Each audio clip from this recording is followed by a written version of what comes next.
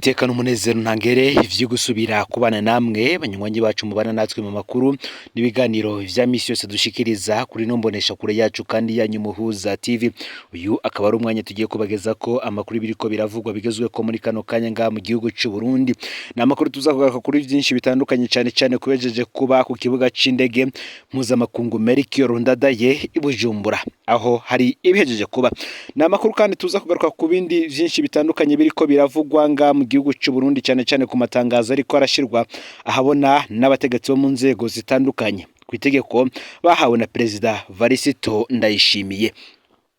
Aho uri hose rero ndagwaye kaze muri ano makuru. Wowe udukurikirana uherereye mu ntara zigize ubumanuko, uburaruko, uburengero ndetse n'ubuseruko bw'igihugu cy'u Burundi, bari mu bisagara bitandukanye, mu gisagara ca Bujumbura, abadukurikirana baherereye mu bihugu bigize umuryango w'akarere ka Afrika y'ubuseruko, ku mugabane wa Afrika ndetse no makungu ya kure, muri rusangi mwese ndabahaye kaze muri ano makuru. Ni mugabo minsi iheze twari twabagejeje ko inkuru ivuga ko ibisigara vya Perezida Pierre Buyoya bigomba gutahukanwa mu Burundi.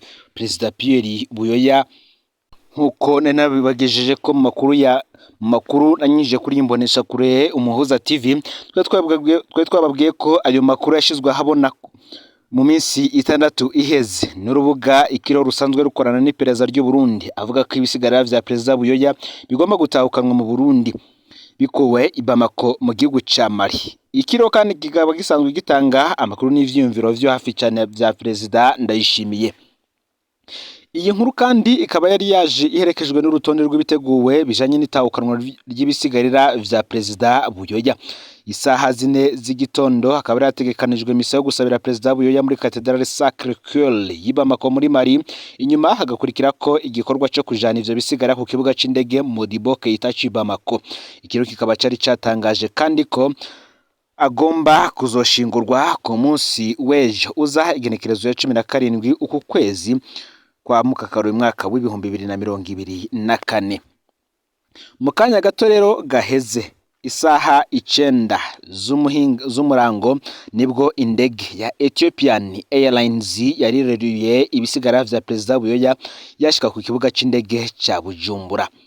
Iyi nkuru akaba tugiye kugaruka ko mu buryo burambuye, turaza kubabwira ingene yakiriwe n'abategetsi bari ku kibuga c'indege, kandi none tuze kubabwira ibikubiye mu itangazo ryahise rishirwa ahabona n'umuryango usigwa na Petero Buyoya. Byose ntuze gucikanwa.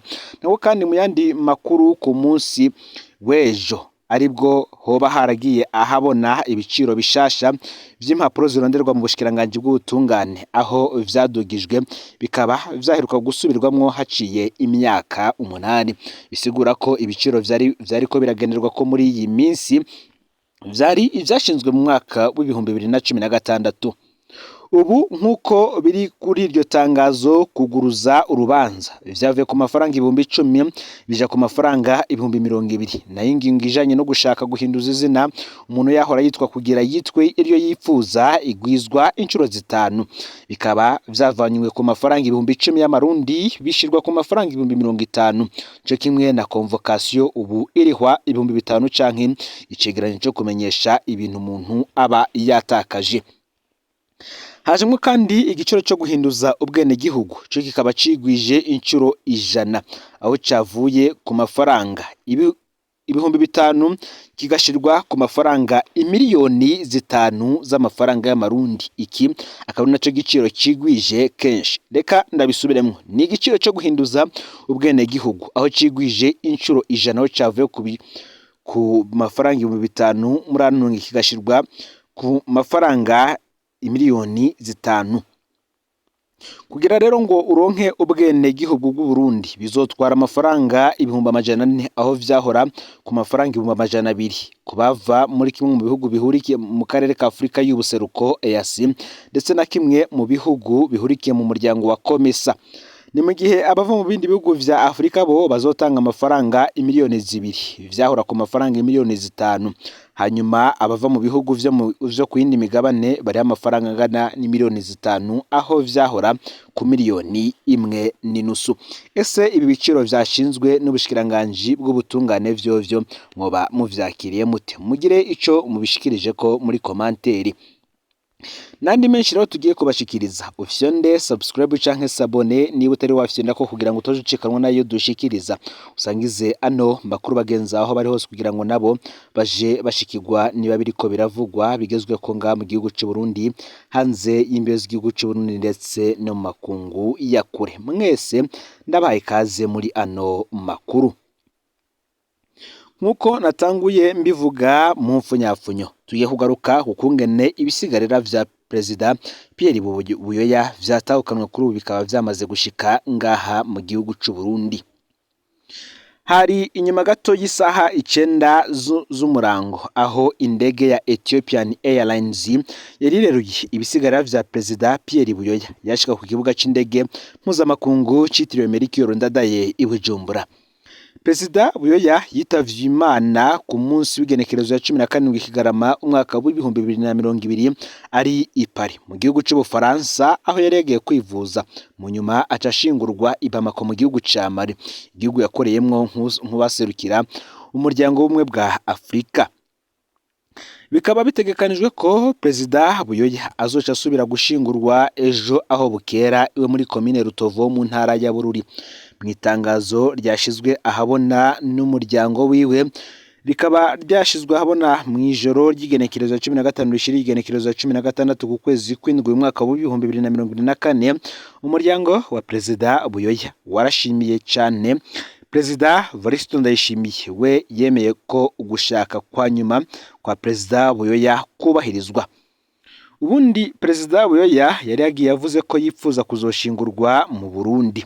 Umuryango rero wamenyesheje ko ibizanye no gushingura Perezida Buyoya bizobera mu baryango biwe gusa. Uwo muryango ukaba wanamenyesheje ko umugirwa wo kuganduka uzoca ukorwa kwigenekerezo ya 20 uku kwezi kw'indwi uyu mwaka wa 2024. Perezida Buyoya akaba ari umwe muri batanu batwaye Burundi bapfiriye mu mahanga. Muri abo bandi bagiye barapfira mu mahanga hambavu ya Buyoya harimwo Mwambutsa wa kane Bangiricenge, hakazamwo Perezida Michel Micombero, hakazamwo Perezida Cyprien Ntaryamira, Perezida Jean Baptiste Bagaza, hakiyongera ko n'uyu Perezida Pierre Buyoya. Utaratahanwa rero asigaye ni umwami Mwambutsa wa kane Bangiricenge wenyene, abandi bose bakaba baramaze gushikanwa ngaha mu gihugu cy'u Burundi. Ikiziga ca Petero Buyoya rero kikaba gishikanwe ngaha mu gihugu cy'u Burundi inyuma yaho imyaka ine yari hafi gukwira aho vyari bimaze kuba imyaka 3 n'amezi arengaho gato indwi ibisigarira vyiwe bikiri mu gihugu ca Mali mu gisagara ca Bamako. Reka kandi ano makuru tuyabandanize ko biriko biravugwa mu ntara ya Makamba aho hari ivyariko biravugwa ko hari umuryango ubangamiwe cyane. Uyu akaba ari umuryango akaba ari umushinga ntahe Ndayegamiye Gregoire n'umufasoni we Kwizera Space bakaba bari barazwe mu gasho ku mugwa mukuru wa komine Makamba mu ntara ya Makamba. Ni mu gihe ejo haheze nko kugenekerezo ya 15 ukwezi kw'indwi umwaka wa 2024 isaha 5 z'umurango Gregoire na Space bari bitavye procureur wa Makamba Sabushimike Claver kubijanye n'amatati y'umwana bapfa n'uwitwa Inakarire Odette. Kuva ubwo Gregoire na Space rero akaba aribwo bahise bakwa amatelefone maze binjizwa mu gasho. Reka tubanze tubageze ko ivy'intango z'amatati yabo ndetse tuze no kubabwira ingene barekuwe kuri uyu munsi. Mu mwaka wa 2019 umwana wa Gregoire na Space yaratwaye inda. Uwo mwana yarafise imyaka 14 gusa. Uwo mwigeme yavuze ko iyo nda yitewe n'umusore bari bigana akaba umwana wa Karire Odetta. Umuhungu yamuteye inda we yarayihakanye mu nyuma mu mwanya wa mbere yavuga ko ataho bahuriye. Umwana kivuka rero abavyeyi ba wa mwigeme bagwanye intambara yo kurondera ko umwigeme wabo yobandanya amashuri. Nuko umwana avutse bamwiyandika ko umwigeme aje kubandanya amashure. Uyu mwana akaba yitwa Annie Stacy Gakiza. Ubu akaba afise imyaka 4 n'amezi 7. Mu bitabo vya komine vyanditswe ko ari umwana wa Ndayegamiye Gregoire ndetse na Kwizera Space. Umwana ageze ku myaka 3 ku ruhande rwa se w'umwana nabo batanguye kuza kuraba wa mwana batari baremeye mu ntango bamuzanira udukado abamureze barabiyama. Nyina w'umwana kandi yoba yarahavuye asohoka igihugu. Umuryango wa Stacy uca usaba ko bawuha umwana wabo kubera nyina atari hari. Abareze Stacy bararahira ko bidashoboka. Reka tuje ku vy'imanza no gupfungwa noneho vyajemwo. Mu muryango wa Stacy bahavuye bitwara. Ntitwashoboye kumenya neza isentare baba baritwayemwo, gusa baba baranaronse urupapuro bajana muri sentare rwerekana ko umwana bamwandikishije kuri se w'ukuri. Ibitumvikana ingene Stacy yoba yahavuye yandikishwa kabiri ku bavyeyi badasa. Mu muryango wa nyina Stacy bo bavuga ko urwo rubanza rwabaye atarwo bamenye, ko bagiye bumva ngo umwana wabo yahawe uwo muryango wundi. Ejo haheze rero ku igenekerezo 15 Gregoire na Space babonye igitero ku rugo rwabo. Inakarire Odeta yaje atazambaye avuga ko ategerezwa kugenda ajanye umwuzukuru we nk'uko abaciye urubanza babitegetse. Niho Gregoire na Space baca banyaragasa kwa Procureur Claver Sabushimike.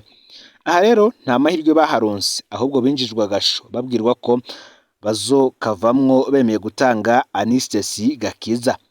Intambara y'abana kuru na basekuru yarahahamuye Stacy Gakiza na nyinabo w'imyaka 13 basigaranye muhira. Ejo bakabiriwe badapfunguye, bakaba baririwe mu bwoba bwinshi ko bashobora guterwa umwanya wari wo wose. Haha rero akaba ariho hajemwo ikibazo kitari coroshe cyane. Mu gihe impapuro umwana yanditswe ko zitahinduye biciye mu ngingo ya senare, Stacy Gakiza ni umwana wa Gregoire Ndayegamiye ndetse na Space Kwizera. Abamuvyaye ntibamwiyanditse ko. Izindi ngingo zose zerekeye uyo mwana zoshoboka ari uko urupapuro rw'amavuko y'umwana ruhinduwe n'ingingo ya senare maze akaboneka abandi bavyeyi bafata ingingo zijanye n'uyo mwana. Bamwe bakaba ariko baribaza ati bigenda gute ngo Procureur Claver Sabushimike ntabe ariko arubahiriza abavyeyi bazwi n'amategeko. Bamwe bakavuga ko ahari hajemwo igiturire kidasanzwe. Ni mu gihe rero kuri uyu munsi iyo nkuru imaze kumenyekana, aba bompi ari bo Gregoire na Space baciye barekurwa. Ni nyuma yaho iyi nkuru yari yatanzwe mu gatondo ivuga ihagorikwa rya Ndayegamiye Gregoire n'umukenyezi we Kwizera Space. Abavyeyi rero baciye barekurwa, ubu bakaba bariko baridegemvya. Abegere Procureur wa Makamba Sabushimike Claver nabo batumenyeshe ko wapfunze Gregoire na Space ari mu musitanteri wa commune Makamba. Ubutumwa bwashizwe ahabona rero ukaba bwatumye abantu benshi biyamiriza ipfungwa rya Gregoire n'umukenyezi we Space. Biri mu vyatumye kandi musitanteri wa commune Makamba ategerezwa kurekura bano bavyeyi yari afungiye ubusa. Ni mu gihe hari impanuro ziriko ziratangwa n'abantu batandukanye ndetse no mu mirwi itandukanye y'abarundi kuri iyi miryango ibiri, yose ihuriye ku mwana Stacy Gakiza.